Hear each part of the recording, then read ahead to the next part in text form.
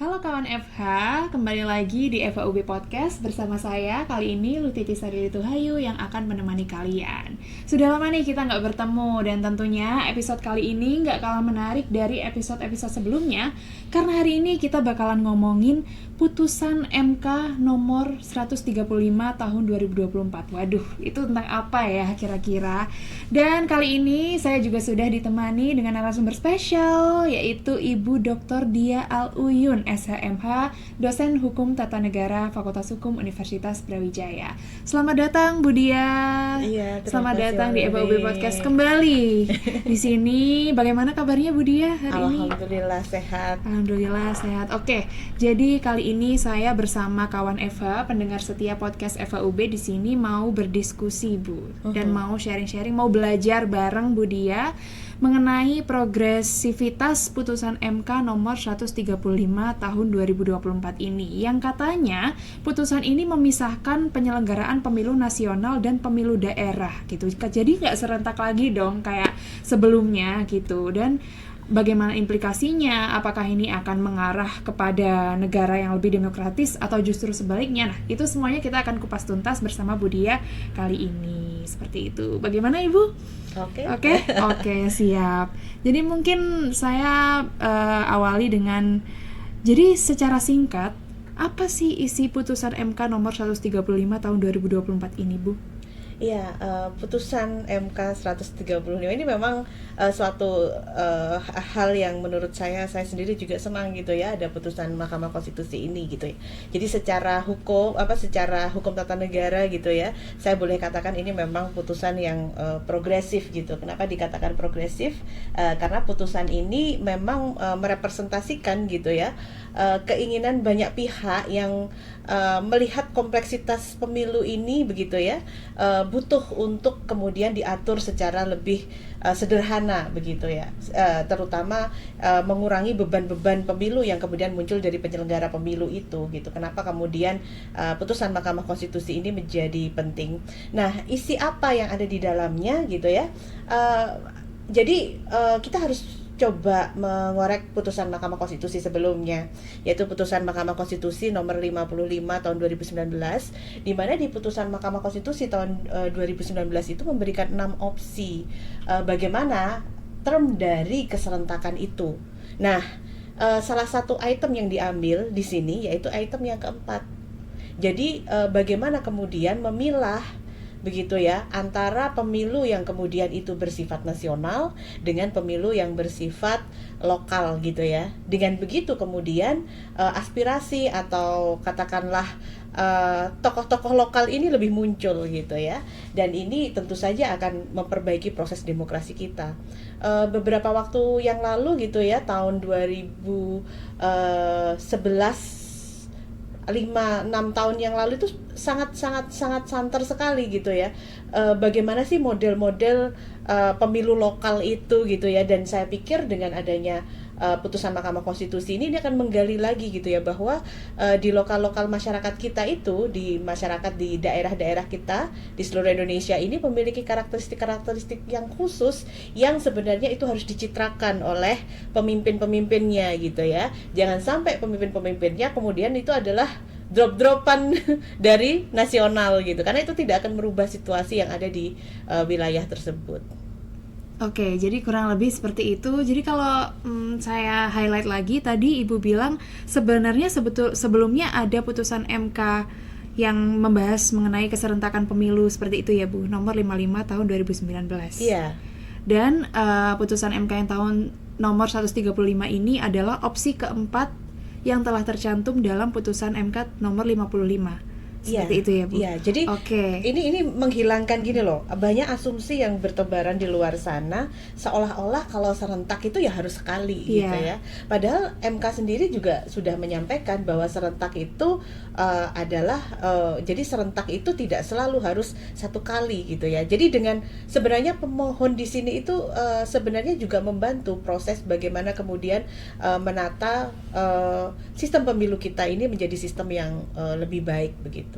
Oke, siap. Jadi serentak tidak harus satu kali secara bersamaan Iya. langsung dalam satu hari yang sama seperti itu ya Bu. Lalu kalau dari yang saya baca juga di berita, di sosial media juga itu nantinya pemilu akan dibagi dua, yaitu pemilu nasional dan pemilu lokal, dan ada gapnya selama 2 tahun sampai betul. 2,5 tahun seperti itu ya Bu. Iya. Berarti di sini pemilihan presiden katakanlah itu tetap tahun 2029 ya Bu. Kalau misalnya ini memang benar akan dilaksanakan, dan untuk pemilu lokalnya tahun 2031. Iya, betul. Nah, itu bagaimana itu Bu? Berarti nanti kan ada perpanjangan masa jabatan untuk gubernur, wali kota ataupun juga bupati.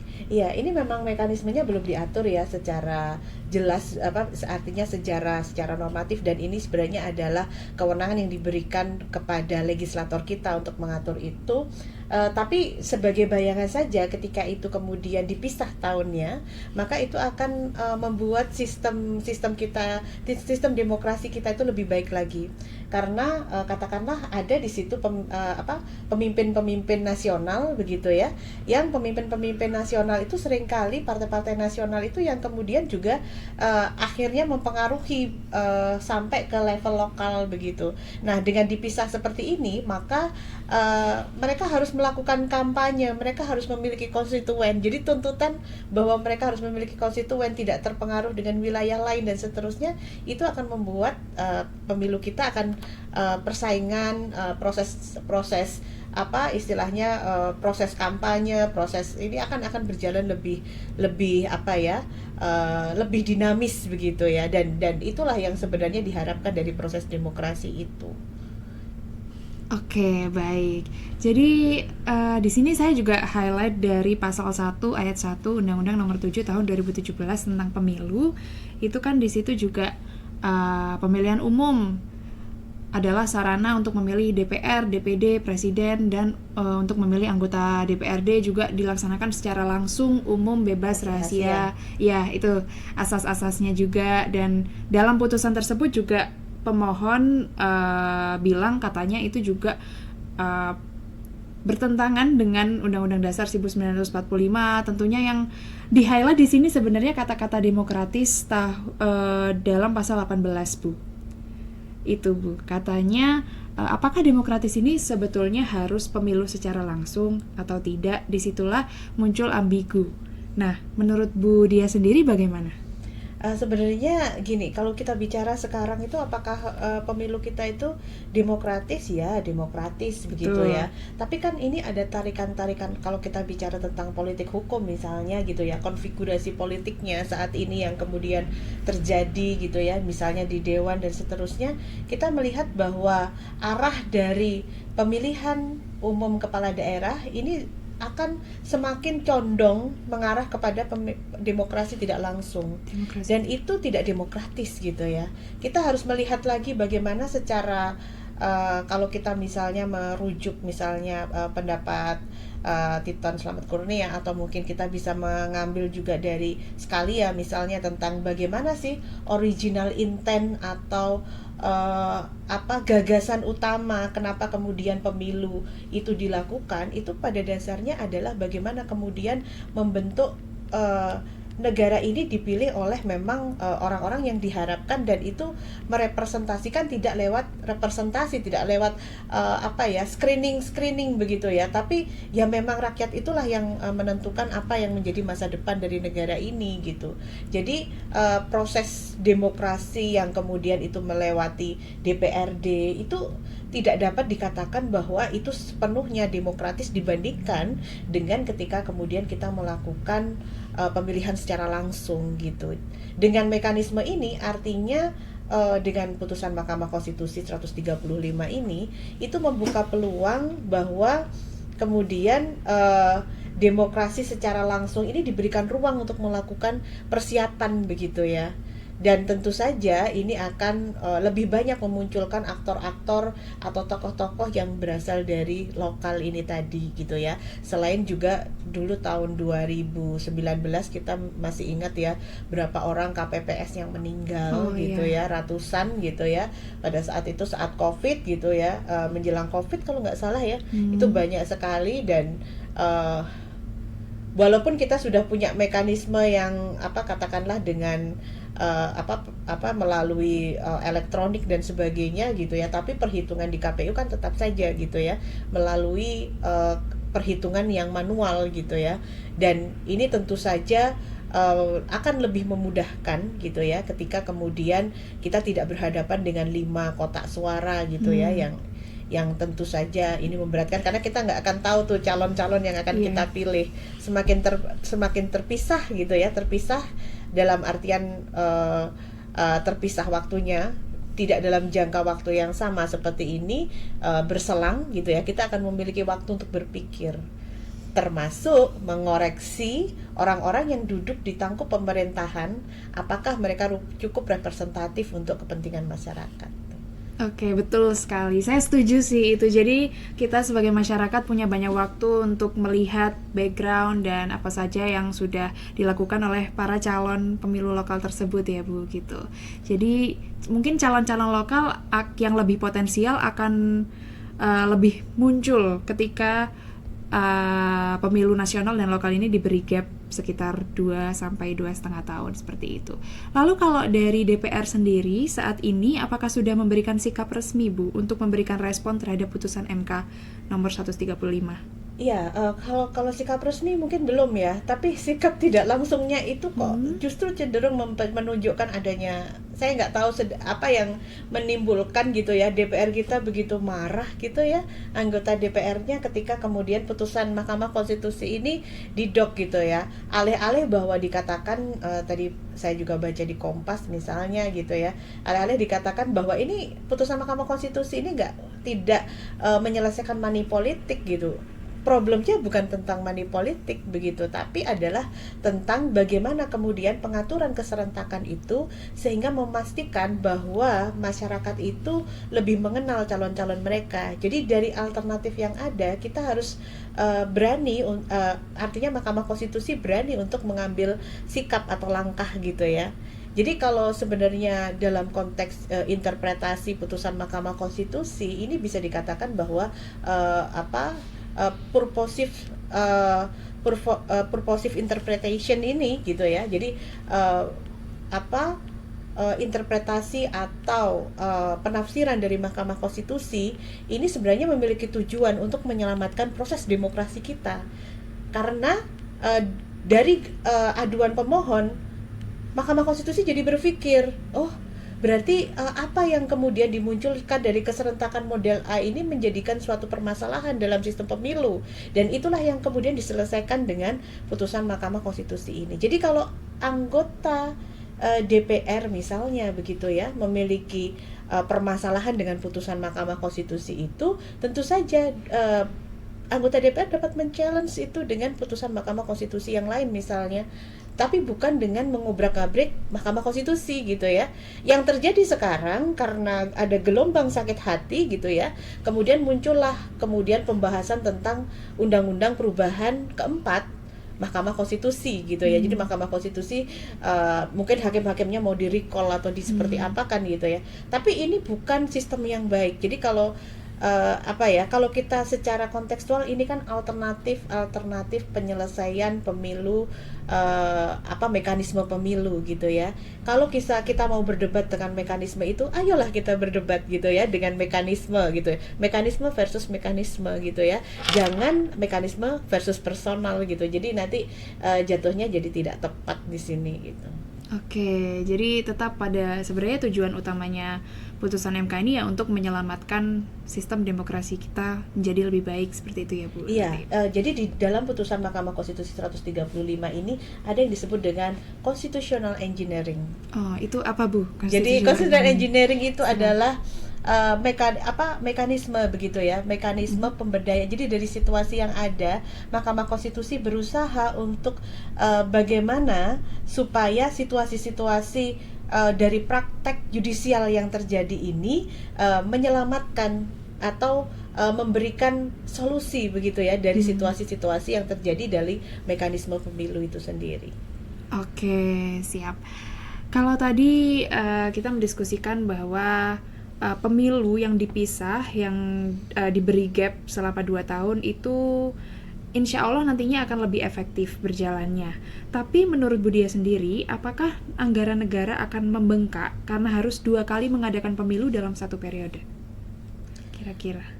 Dengan adanya pemilu yang mekanisme memang belum diatur ya. Betul. Dalam hal itu, apakah ada problem pendanaan di sana? Saya pikir kan mestinya ada alokasi ya. Betul. Ada alokasi yang berbeda. Selama ini kalau kampanye politik juga gitu ya, kita mesti melihat, seringkali kalau kita melihat calon kepala daerah itu belakangnya kan mesti ada tuh presidennya siapa, ininya siapa ya. Hal-hal semacam itulah yang seringkali membuat kos politik ini juga naik gitu ya. Jangan dibilang bahwa seorang yang mencalonkan gitu ya, mereka juga harus merogoh. Jadi ada beberapa varian. Misalnya begini, kalau saya pengen maju gitu ya, saya merogoh kocek saya sendiri gitu ya. Kalau saya mau pakai partai politik, saya harus setor tuh uang ke partai politik gitu. Nah, tapi kalau misalnya saya mau mencalonkan, saya cari sponsor juga bisa. Sponsornya dari pusat begitu ya. Ya nanti apa yang dimaui pusat itulah yang kemudian ke daerah. Nah, di dalam mekanisme-mekanisme yang kemudian yang saya katakan boleh sebagai ini adalah sebuah konfigurasi politik yang kemudian muncul, atau permainan money politik yang kemudian menghasilkan calon-calon kepala daerah yang sekarang gitu ya. Dengan model yang seperti ini akan sulit sekali untuk memotong bagaimana kemudian oligarki yang kemudian terjadi di pusat begitu ya, itu tidak tersalur ke daerah gitu. Yang kita harapkan adalah dengan mekanisme ini sepertinya Mahkamah Konstitusi juga menyelamatkan negara ini gitu ya, setidaknya gitu ya, dari pola-pola itu, dan kemudian ingin mewujudkan atau menyelamatkan menjadi pemilu yang lebih baik. Masalahnya apakah kemudian kos politiknya akan berbeda? Saya pikir kalau sudah teralokasikan istilahnya pemilu untuk nasional berapa, per pemilunya berapa, dan saya pikir itu juga yang muncul di anggarannya KPU kemarin gitu ya. Saya pikir itu tidak akan menjadi suatu jumlah yang cukup signifikan ya untuk proses ini, karena justru kalau yang lokal kan hanya cukup di lokal saja. Iya. Ya, jadi tidak sampai kemudian semuanya memang akhirnya harus KPU secara umum begitu ya, kan bisa ada yang skupnya nanti KPUD gitu ya. Jadi dari segi mekanisme sebenarnya dan pendanaan sebenarnya rasional. Oke, jadi sebenarnya bukan masalah besar ya seperti itu, Iya. Bu, kalau untuk anggaran biaya Iya. gitu. Menurut Budia sendiri nanti apakah perlu dibentuk lembaga atau tim khusus seperti itu, Bu, yang harus yang bertugas mengawasi transisi pemilu ini?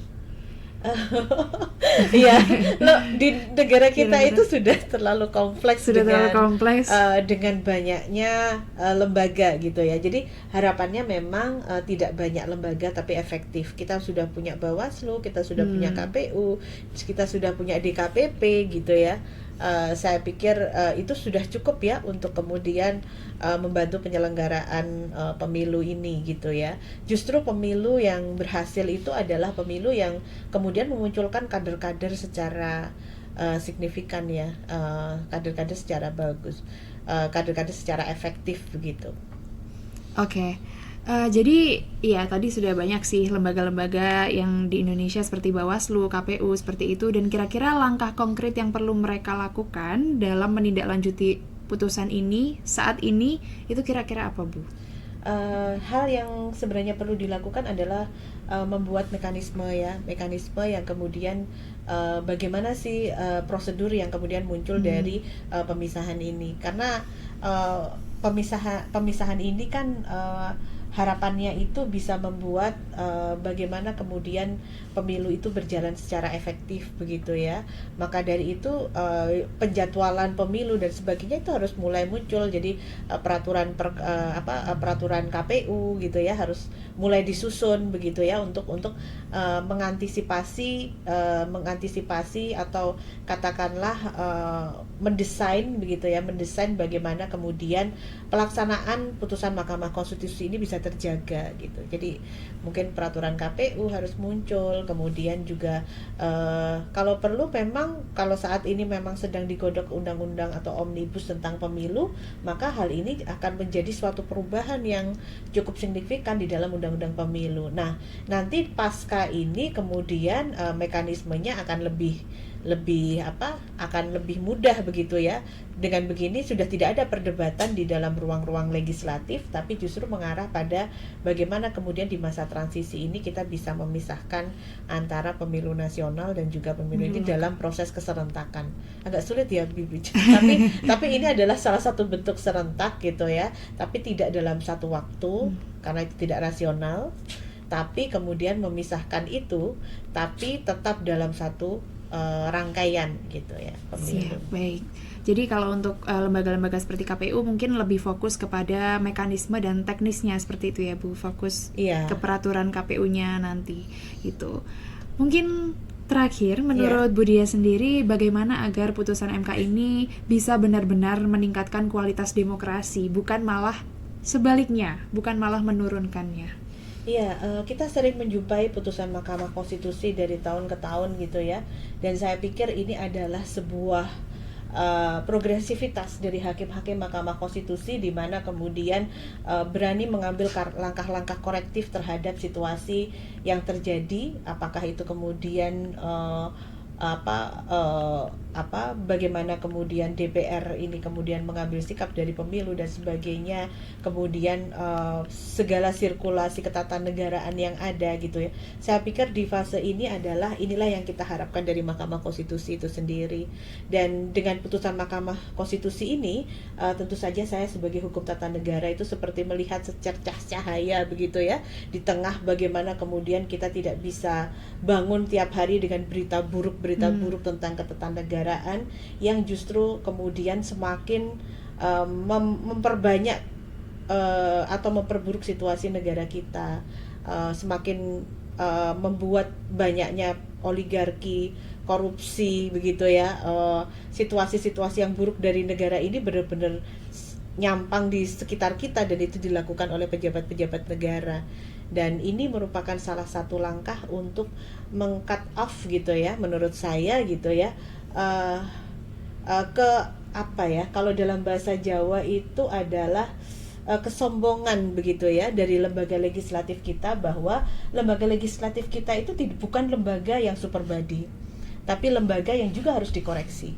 Jadi dalam negara demokratis itu tidak ada lembaga yang super power, tapi antar lembaga negara itu ada mekanisme check and balances, dan putusan Mahkamah Konstitusi harus dipahami sebagai purposive interpretation gitu ya, harus dipahami original intentnya, bukan hanya sekedar teks saja sebagaimana yang mungkin banyak dianaliskan oleh Scalia misalnya.